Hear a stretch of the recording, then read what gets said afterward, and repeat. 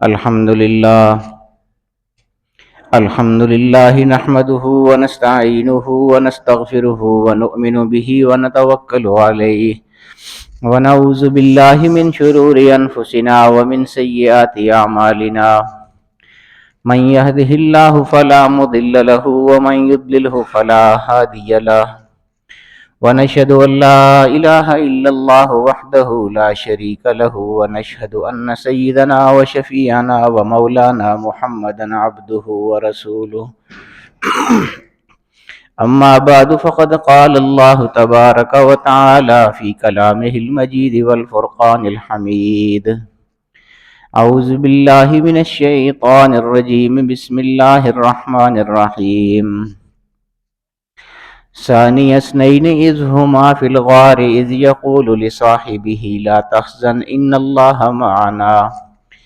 وقال تعالى في شان حبيبه مخبرا وآمرا إن الله وملائكته يصلون على النبي يا أيها الذين آمنوا صلوا عليه وسلموا تسليما اللهم صل على سيدنا ومولانا محمد وعلى آل سيدنا ومولانا محمد وبارك وسلم الصلاة والسلام عليك يا رسول الله وعلى آلك وأصحابك يا حبيب الله الصلاة والسلام عليك يا شفيع المذنبين وعلى آلك وأصحابك يا رحمة للعالمين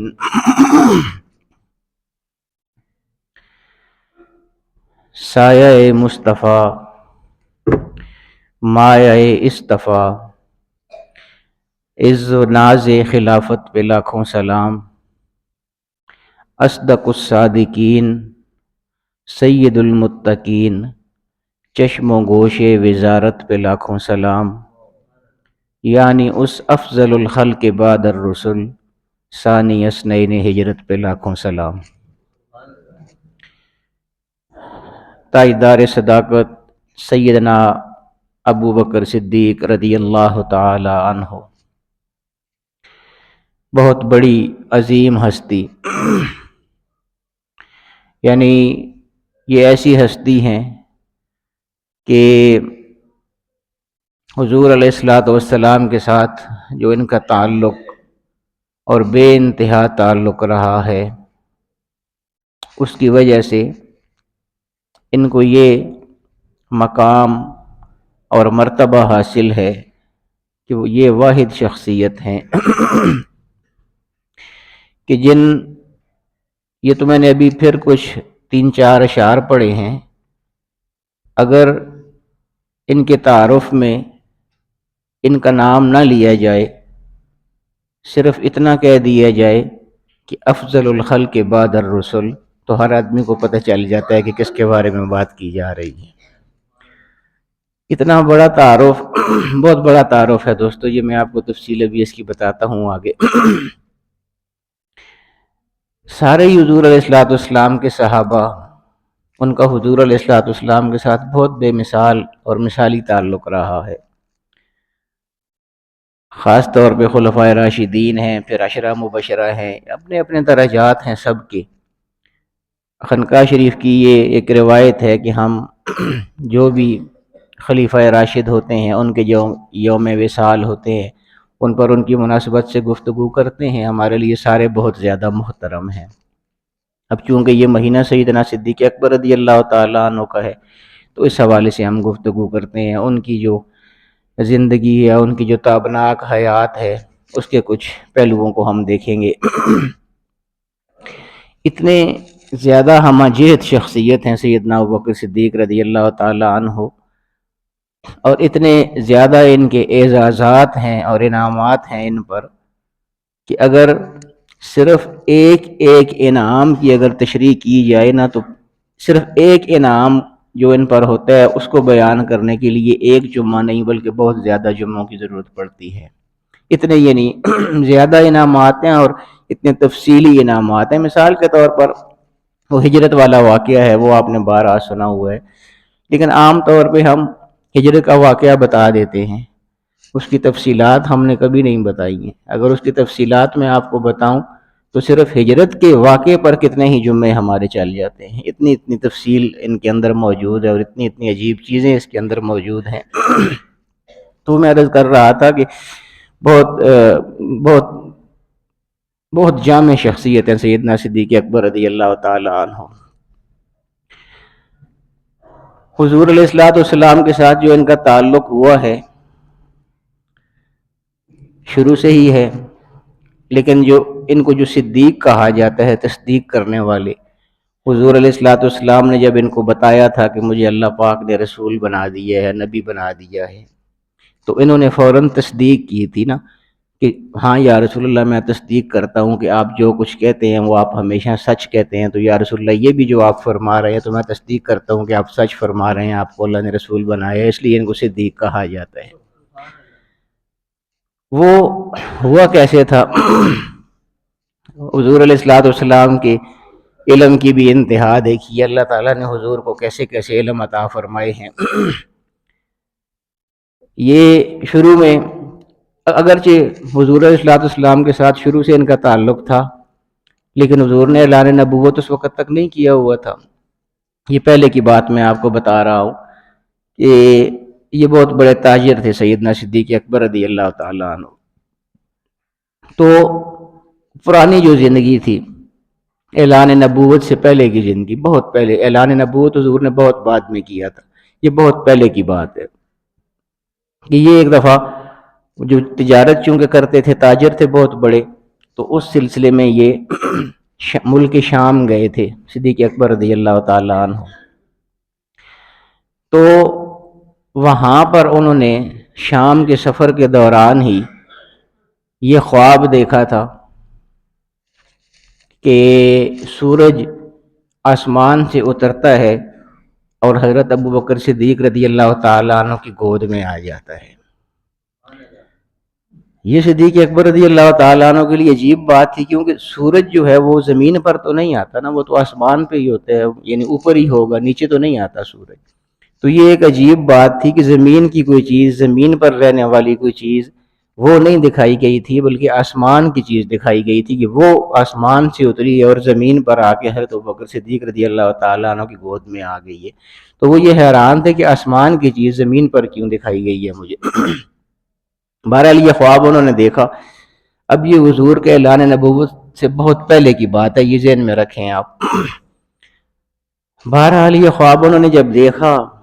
تو اس وقت تو حضور علیہ الصلوۃ والسلام کا اعلان نبوت نہیں ہوا تھا، تو اس وقت راہب لوگ ہوتے تھے جو خوابوں کی تعبیر بتایا کرتے تھے. یہ چونکہ ملک شام میں موجود تھے تو ان کو پتہ چلا کہ وہاں ایک بہت بڑا راہب ہے، وہ خوابوں کی تعبیر بتاتا ہے. تو یہ اس کے پاس چلے گئے اور جا کے اس کو یہ اپنا خواب بتایا کہ میں نے اس طرح دیکھا ہے کہ آسمان سے سورج اترا اور میری گود میں آ گیا ہے. وہ راہب خوابوں کی تعبیر کا بہت بڑا ماہر تھا کوئی. اس نے کہا کہ ہم نے اپنی کتابوں میں یہ پڑھا ہوا ہے کہ ایک بہت عظیم الشان رسول آئے گا، اور یہ جو سورج تمہاری گود میں اترا ہوا تمہیں دکھایا گیا ہے،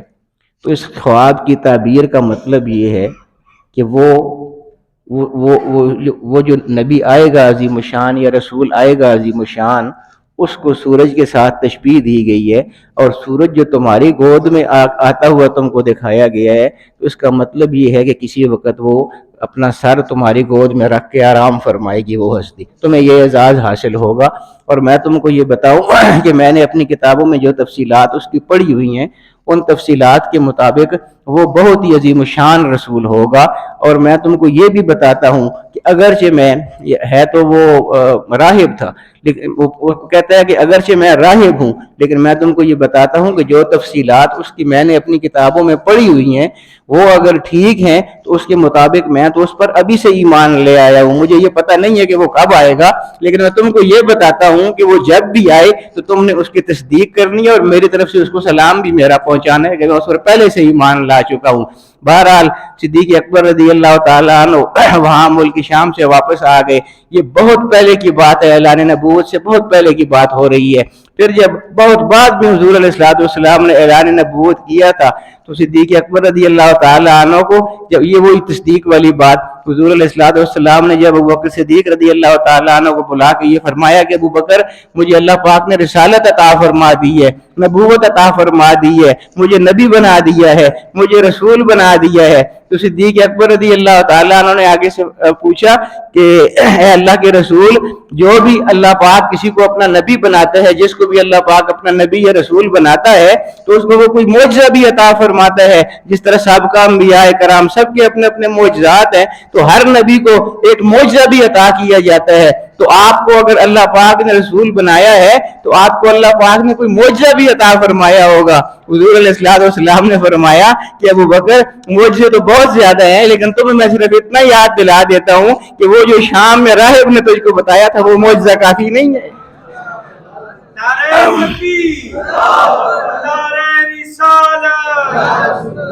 یہ معرج یہ کر رہا تھا کہ وہ تو بہت پہلے کی بات تھی نا، اعلان نبوت سے بہت پہلے کی بات تھی، اور حضور تو وہاں پر موجود نہیں تھے، وہ بات تو حضرت ابوبکر صدیق اور راہب کی آپس میں ہو رہی تھی، تو حضور نے فرمایا کہ وہ جو بہت پہلے تم شام گئے تھے اور راہب کے ساتھ تمہاری ملاقات ہوئی تھی، تو جو کچھ اس نے بتایا تھا وہ کافی نہیں ہے معجزہ میرا۔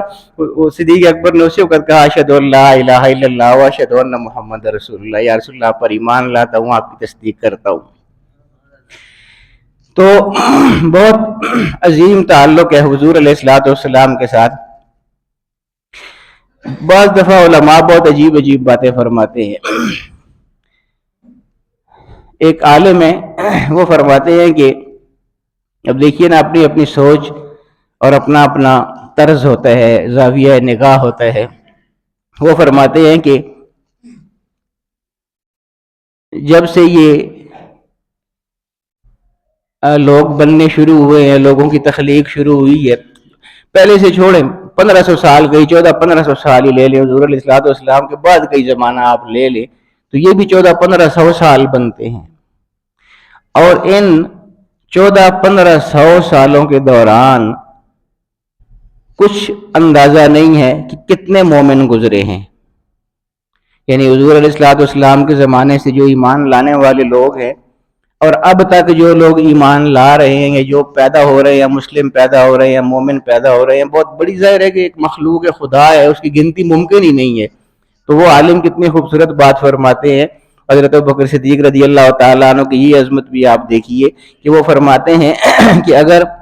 یہ 1500 سال ہی لے لیے جائیں حضور علیہ الصلوۃ والسلام کے بعد والے جو ہیں، حضور علیہ الصلوۃ والسلام سے لے کر اب تک جو زمانہ گزرا ہے 1400-1500 سال کا، اگر اسی کو ہم لے لیں تو اس میں جتنے بھی مومن حضور علیہ الصلوۃ والسلام کے زمانے سے لے کے اب تک آئے ہیں، ان سب کی گنتی جو ہے، اس کو اگر الٹی طرف سے شروع کیا جائے تو یہ گنتی مومنوں کی جہاں پر ختم ہوگی جس شخص پر، اس شخص کا نام حضرت ابوبکر صدیق رضی اللہ تعالیٰ عنہ ہو۔ بہت بڑی شخصیت ہیں، بہت بڑے اعزازات ہیں، وہ تو میں وقتاً فوقتاً آپ کو بتاتا ہی رہوں گا، یہ تو صرف ابھی ان کے تعارف میں آپ کو کچھ باتیں بتا رہا ہوں، باقی ان کے حالات آگے چلتے رہیں گے۔ حضور علیہ الصلوۃ والسلام کو اللہ پاک نے بہت عظمتیں عطا فرمائی ہیں، وہ تو آپ سنتے ہی رہتے ہیں، سب کو معلوم ہے۔ یہ جو حضرت ابوبکر صدیق رضی اللہ تعالیٰ عنہ ہیں، ان کو بھی اللہ پاک نے خاص طور پر حضور علیہ الصلوۃ والسلام کا ساتھی بننے کے لیے اللہ پاک نے خود چنا ہے۔ اس کی تفصیلات بھی میں آپ کو انشاءاللہ بتاؤں گا، بہت ساری تفصیلات ہیں، بہت سارے دلائل ہیں اس پر، بڑے علماء نے دیے ہیں کہ اللہ پاک نے خود حضور صدیق اکبر رضی اللہ تعالیٰ عنہ کو حضور کا ساتھی بنایا ہے، جس طرح یار غار، یار قبر، یار مزار، تو یہ اللہ پاک نے خود یہ سارا کچھ کیا ہے، اور یہ اب سے نہیں ہے، یہ شروع سے ہے۔ اس کی بھی تفصیلات میں آپ کو بتاؤں گا، بڑی خوبصورت تفصیلات ہیں اور واقعی بہت مدلل اور مستند باتیں ہیں، لیکن جو حضور علیہ الصلوۃ والسلام کا ان کے ساتھ تعلق ہے، اور اللہ پاک نے وہ جو تعلق حضرت صدیق اکبر رضی اللہ تعالیٰ عنہ کو نصیب فرمایا ہے، اس کے کچھ قرائن بھی ہیں جن سے پتہ چلتا ہے۔ مثال کے طور پر آپ اگر دیکھیں کہ حضور علیہ الصلوۃ والسلام کے دو بہت بڑے سفر ہیں، نعرہ تکبیر، نعرہ رسالت، قبلہ حضرت صاحب، وہ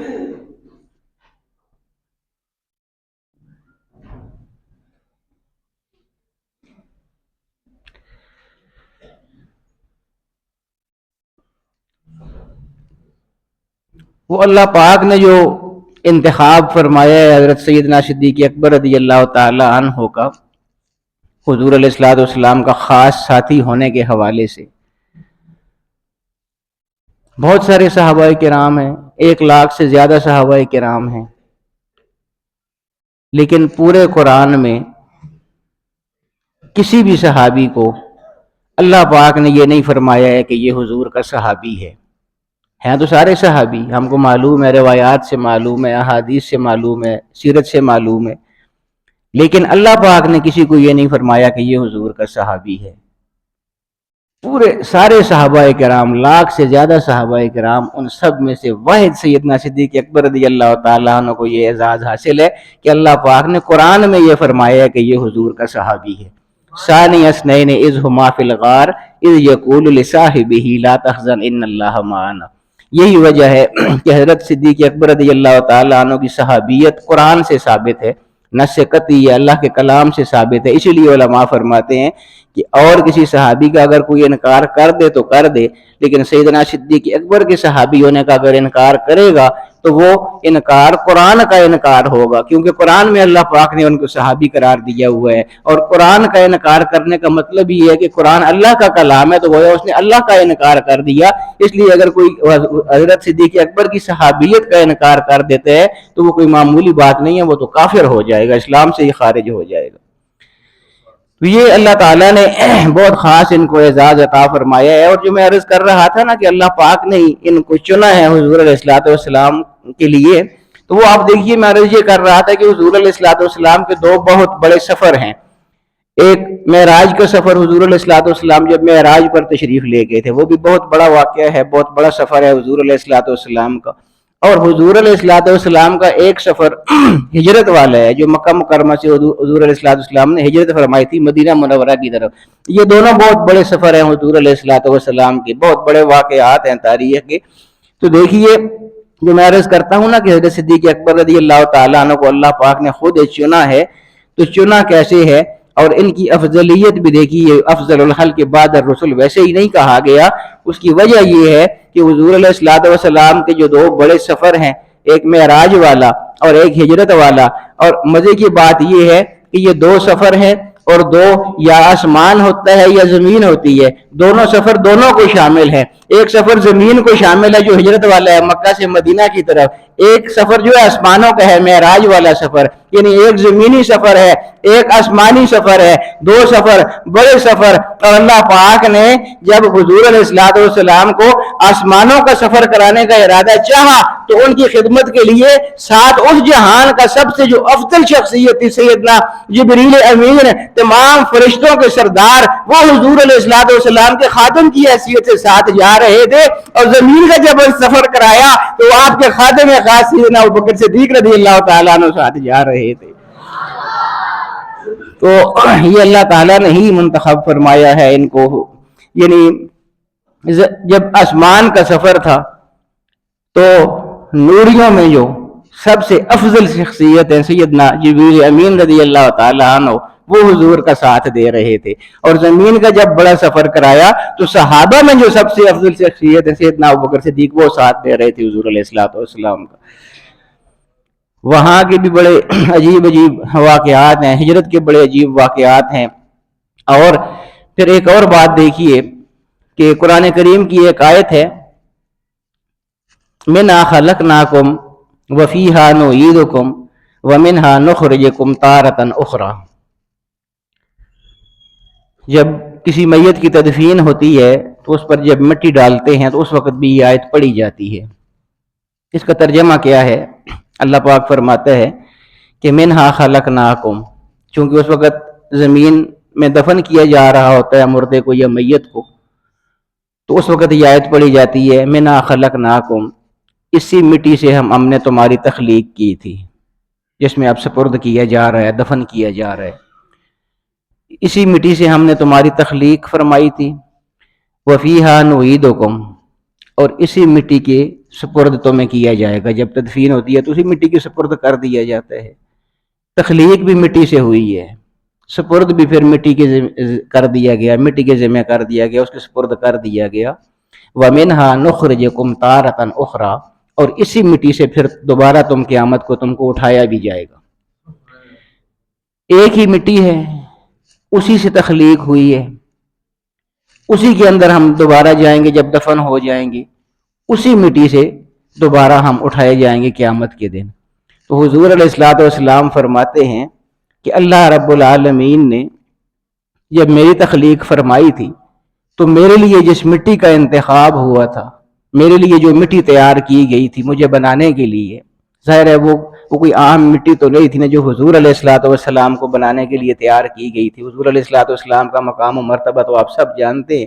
وہ ہم سب کی تخلیق مٹی سے ہے. حضور علیہ الصلوۃ والسلام کو بھی مٹی سے بنایا گیا, لیکن وہ مٹی کیسی تھی اور اس کا مقام کیا تھا, اور پھر سیدنا صدیق اکبر رضی اللہ تعالیٰ عنہ کے مقام اور مرتبے کا بھی حساب کیجئے آپ. حضور علیہ الصلوۃ والسلام نے فرمایا کہ میرے لیے جو مٹی تیار کی گئی تھی, میں کیوں کہتا ہوں کہ اللہ پاک نے خود چنا ہے سیدنا صدیق اکبر رضی اللہ تعالیٰ عنہ کو. حضور فرماتے ہیں کہ میرے لیے جو مٹی تیار کی گئی تھی میری تخلیق کے لیے, اس سے جب مجھے بنا دیا گیا, میری تخلیق کر دی گئی, تو اس میں سے کچھ مٹی بچ گئی تھی. وہ جو بچ گئی تھی اس مٹی سے سیدنا عمر فاروق اور ابوبکر صدیق کو بھی تیار کیا گیا ہے. پھر میں یہ عرض کر رہا تھا کہ مٹی کی اب بات آئی ہے تو علماء یہ بھی لکھتے ہیں کہ جس مٹی سے انسان کو بنایا جاتا ہے اسی مٹی میں انسان کو دفن بھی کیا جاتا ہے. یہ بہت غور طلب بات ہے. جس جگہ کی مٹی سے انسان کو بنایا جاتا ہے انسان نے دفن بھی اسی جگہ ہونا ہوتا ہے, اور جس مٹی سے انسان کو بنایا جاتا ہے, یہ بنایا گیا ہے, اب یہ پتہ نہیں ہے کہ کس انسان کے لیے کون سی مٹی ہے یا کس جگہ کی مٹی ہے جس سے اس کو بنایا گیا ہے. آپ دیکھتے ہیں نا کہ ایک آدمی ایسا ہوتا ہے کہ ساری زندگی یہاں رہتا ہے, مثال کے طور پر حج کے لیے یا عمرے کے لیے اگر وہ جاتا ہے تو وہاں اگر اس کی وفات ہو جاتی ہے تو وہاں جنت البقیع میں یا کسی بھی جگہ وہاں پر تدفین ہو جاتی ہے, اس کی مکہ مکرمہ میں ہو جاتی ہے یا مدینہ منورہ میں ہو جاتی ہے. تو اب زندگی اس نے ساری یہاں پر گزاری ہے, لیکن تدفین اس کی وہاں کیوں ہو گئی ہے؟ اس لیے کہ تخلیق کے لیے مٹی جو اٹھائی گئی تھی نا وہ وہاں کی اٹھائی گئی تھی. جہاں کی مٹی تخلیق کے لیے اٹھائی جائے گی وہیں انسان کی تدفین بھی ہوگی. اور علماء یہ بھی فرماتے ہیں کہ جس جگہ کی مٹی انسان کے لیے منتخب کی جاتی ہے اس مٹی کا کچھ حصہ انسان کی ناف میں موجود ہوتا ہے, اور ہر انسان کی ناف میں موجود ہوتا ہے اس مٹی کا کچھ حصہ. اب دیکھیے ہم کو پھر بھی میں اکثر کہا کرتا ہوں کہ ہمیں اللہ کا خوف نہیں آتا. ہم ہر وقت اپنی موت والی جو مٹی ہے وہ اپنی ناف پہ اٹھائے ہوئے گھوم رہے ہیں کہ ہمیں پتہ ہے کہ ہم نے دفن ہونا ہے ایک دن, اس کے باوجود ہمیں اللہ کا خوف نہیں آتا ہے, اللہ سے ہم لوگ نہیں ڈرتے ہیں. پتہ بھی ہے مٹی ساتھ اپنے تدفین کو اٹھائے ہوئے گھوم رہے ہیں. تو بہرحال میں عرض یہ کر رہا تھا کہ جس جگہ کی مٹی انسان کی تخلیق کے لیے منتخب کی جاتی ہے, جس جگہ کی مٹی سے انسان کو بنایا جاتا ہے اسی جگہ انسان کی تدفین بھی ہوتی ہے. اور یہ تو آپ سارے جانتے ہیں کہ حضور سیدنا صدیق اکبر رضی اللہ تعالیٰ عنہ اس وقت کہاں پر دفن ہے؟ حضور علیہ الصلوۃ والسلام کے حجرہ میں دفن ہے. اس کا مطلب یہ ہے کہ حضرت ابوبکر صدیق کے لیے ان کی جو مٹی منتخب کی گئی تھی تخلیق کے لیے وہ بھی حجرہ نبی صلی اللہ تعالیٰ علیہ وآلہ وسلم کی تھی, کیونکہ جس مٹی سے تخلیق ہوتی ہے اسی میں تدفین ہوتی ہے. جب تدفین حضور علیہ الصلوۃ والسلام کے ساتھ ہو گئی تو مطلب یہ ہوا کہ حضرت ابوبکر صدیق کی جو مٹی تھی تخلیق والی وہ بھی حجرہ نبی صلی اللہ تعالیٰ علیہ وسلم سے اٹھائی گئی تھی. تو یہ بہت سارے قرائن ہیں جن کے حوالے سے پتہ چلتا ہے کہ سیدنا صدیق اکبر رضی اللہ تعالیٰ عنہ کو اللہ پاک نے خاص طور پر چنا تھا حضور علیہ الصلوۃ والسلام کے لیے. انشاءاللہ وقتاً فوقتاً میں آپ کو یہ آگے چیزیں بتاتا رہوں گا. بہت عظیم مٹیاں ہیں, مٹی کی بھی بات چل گئی ہے. اب تو یہ بات آ گئی سیدنا صدیق اکبر رضی اللہ تعالیٰ عنہ کی, اور ایک وہ مٹی ہے جو مکہ مکرمہ کی ہے. مکہ مکرمہ میں اللہ تعالیٰ کی کتنی نشانیاں ہیں. اللہ کا خود گھر موجود ہے وہاں پر، اِنَّ أَوَّلَ بَيْتٍ وُضِعَ لِلنَّاسِ لَلَّذِي بِبَكَّةَ مُبَارَكًا وَهُدًى لِّلْعَالَمِينَ، بہت مبارک ہے، برکتوں والا ہے، تمام عالمین کے لیے ہدایت کا وہ ذریعہ ہے۔ کتنی بڑی بڑی چیزیں ہیں، اللہ رب العالمین کا گھر ہے، اللہ کی تجلیات کا مظہر ہے، فیہ آیات بینات، بہت ساری نشانیاں ہیں، مقام ابراہیم، صفا مروہ، کتنی نشانیاں اللہ رب العالمین کی، زمزم۔ لیکن اللہ رب العالمین نے شہر مکہ کی جب قسم کھائی تھی تو کیا فرمایا کہ لا اقسم بہذا البلد وانت حل بہذا البلد۔ اللہ رب العالمین نے شہر مکہ کی قسم جب اٹھائی تھی تو یہ نہیں فرمایا تھا کہ اس گھر کی قسم میں اس لیے اٹھا رہا ہوں کہ یہاں پر میرا عظیم الشان گھر موجود ہے، یہ بھی نہیں فرمایا کہ اس شہر کی میں قسم اس لیے اٹھا رہا ہوں کہ یہاں صفا مروہ موجود ہے، مقام ابراہیم موجود ہے، زمزم موجود ہے۔ یہ ساری چیزیں اپنی جگہ، ہر ایک چیز عظمت کے لحاظ سے بہت بڑی، لیکن اللہ رب العالمین نے جب قسم اٹھائی اس شہر کی تو یہ نہیں فرمایا کہ ان چیزوں میں سے کسی چیز کی وجہ سے قسم اٹھا رہا ہوں۔ قسم اٹھانے کا وجہ یہ بیان فرمائی کہ وَأَنْتَ حِلٌّ بِهَذَا الْبَلَدِ، اس لیے محبوب تو اس شہر میں رہتا ہے، تو اس مٹی میں رہتا ہے، اس لیے میں اس شہر کی قسم اٹھا رہا ہوں۔ تو وہ بھی بہت عظیم مٹی ہے، اس کو بھی اصل میں تو نسبتیں ہیں حضور علیہ السلام کی ساری۔ اسی لیے دیوبند کے امام لکھتے ہیں اپنی کتاب میں کہ حضور علیہ السلام، مٹی کی اب بات آ گئی ہے تو دیکھیے نسبت کی بات ہے اب ساری۔ حضور علیہ السلام جس جگہ آرام فرما ہیں، لحد میں، قبر میں، تو وہ دیوبندی عالم لکھتے ہیں کہ حضور علیہ السلام کا جسم اقدس جس زمین کے ساتھ مس ہو رہا ہے وہ نہ صرف یہ کہ کعبۃ اللہ سے افضل ہے بلکہ عرش معلی سے بھی زیادہ افضل ہے وہ زمین کا حصہ۔ عرش کہاں؟ اللہ رب العالمین کا عرش، اللہ رب العالمین کے رہنے کی جگہ کہاں وہ اور کہاں زمین۔ لیکن وہ علماء فرماتے ہیں کہ اس کی وجہ یہ ہے کہ وہ افضل کیوں ہے، اس لیے ہے کہ اللہ رب العالمین کا جو عرش ہے وہ اللہ رب العالمین کوئی ایسی ذات نہیں ہے کہ اس کا کوئی جسم موجود ہے جو اس کے ساتھ عرش کے ساتھ مس ہو رہا ہے۔ اللہ تعالیٰ جسم سے پاک ہے، جسم سے محفوظ ہے، وہ زمان مکان سے محفوظ ہے اللہ رب العالمین، اور اللہ رب العالمین کا کوئی ایسا جسم نہیں ہے کہ جو عرش کے ساتھ ٹچ ہو رہا ہے، مس ہو رہا ہے۔ وہ اللہ تعالیٰ وہاں پر متمکن ہے، اپنی حیثیت کے مطابق، اپنی شان کے مطابق وہاں پر جلوہ گر ہے۔ لیکن یہ جو زمین کا حصہ ہے اس کے ساتھ تو حضور کا بدن اقدس مس ہو رہا ہے، اس لیے اس کو یہ اعزاز حاصل ہے کہ یہ نہ صرف کعبہ سے افضل ہے بلکہ عرش معلی سے بھی زیادہ افضل ہے۔ تو یہ سیدنا صدیق اکبر رضی اللہ تعالیٰ عنہ، ان کا ہی یہ مہینہ چل رہا ہے، اسی حوالے سے ہماری گفتگو بھی چل رہی ہے۔ اللہ رب العالمین ان پر اپنی کروڑوں رحمت نازل فرمائے، ان پر لاکھوں سلام ہوں۔ انشاءاللہ ان کے سلسلے کی یہ گفتگو آگے پورا مہینہ چلتی رہے گی۔ اللہ رب العالمین ہمیں ان کا جو عشق ہے اس کا کوئی ایک کروڑواں حصہ بھی اللہ پاک ہم کو نصیب فرما دے تو ہماری کامیابی کے لیے وہ کافی ہوگا۔ اللہ رب العالمین ہمیں ان کی ہدایات، ان کی تعلیمات پر چلنے کی توفیق عطا فرمائے۔ وآخر دعوانا الحمدللہ رب العالمین۔